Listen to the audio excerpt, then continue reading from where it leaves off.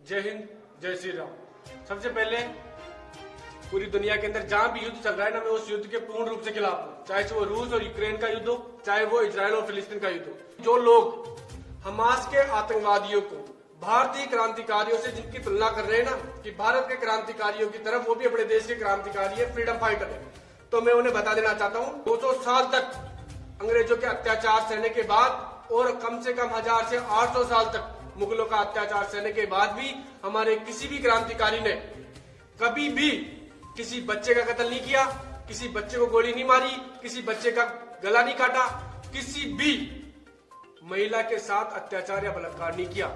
आप हमारे क्रांतिकारियों की तुलना उन आतंकवादियों से कैसे कर सकते हो जो अपने माँ बाप के सामने बच्चों को, छोटे छोटे बच्चों को गोलियां मार रहे, उनका गला काट के फेंक रहे, बच्चों के सामने उनके माँ का रेप करके और फिर उनकी नरसंस हत्या कर रहे। दुनिया में कहीं भी किसी भी देश के बीच जंग जारी हो, किसी भी देशों के अंदर किसी भी धर्म या संप्रदाय के अंदर आपसी मतभेद या हो, सबसे पहले हमारे देश के अंदर 2 गुट बन जाते हैं, एक पक्ष एक विपक्ष।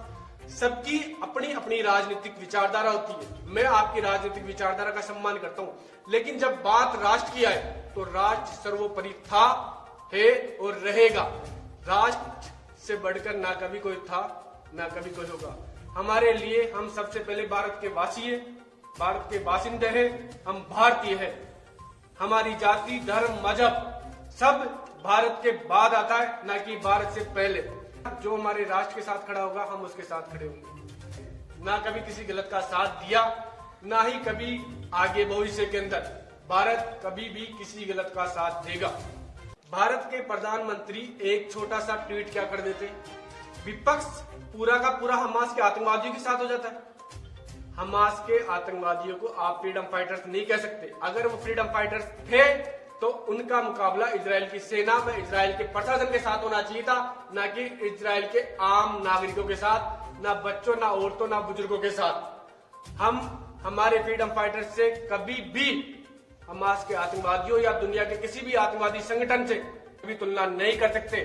जो लोग आज हमास के आतंकवादी को फ्रीडम फाइटर बता रहे, वो कल को कश्मीर में जो आतंकवादी है उनको भी तुम कश्मीर के फ्रीडम फाइटर्स बताते हो। ये हमारे देश का दुर्भाग्य है कि हमारे देश के अंदर दुनिया का कोई दुश्मन उंगली उठाए या नोटाए, सबसे पहले देश के गद्दार देश के खिलाफ बोलने लग जाते हैं। ये मेरे देश की सबसे बड़ी विडंबना है। शर्म आती है मुझे उन लोगों पर। मैं इजराइल के नरसंहार का समर्थन नहीं करता हूँ। आम नागरिक, बच्चे, बुजुर्ग किसी भी देश के हो, हम सब सबसे पहले एक इंसान है और इंसानियत के नाते प्रत्येक व्यक्ति की ये जिम्मेदारी बनती है कि वो आम नागरिकों में बच्चे, बुजुर्ग, महिलाओं का सम्मान करे, उनकी रक्षा करे, उनकी हिफाजत के लिए दुआ करे। जय हिंद,